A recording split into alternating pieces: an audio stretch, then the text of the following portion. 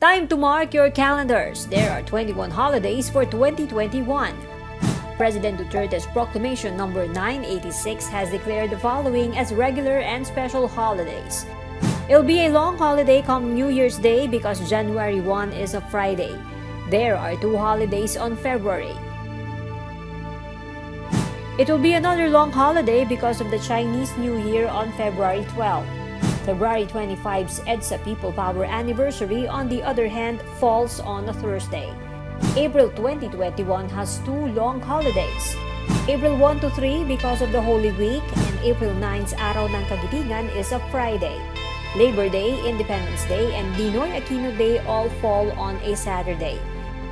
The next long weekend will be in August because of the celebration of the National Heroes Day.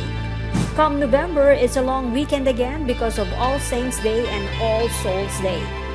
Bonifacio Day is a Tuesday. The Feast of the Immaculate Conception of Mary falls on Wednesday, followed by 2 long holidays, Christmas Eve to Christmas Day and Rizal Day to the last day of 2021.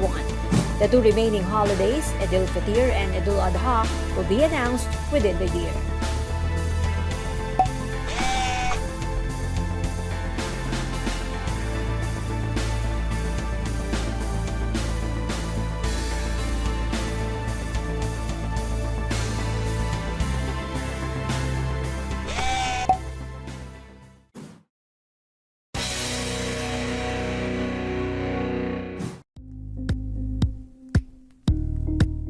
Thank you for watching Politiko TV. Please like and subscribe to our channel for more videos.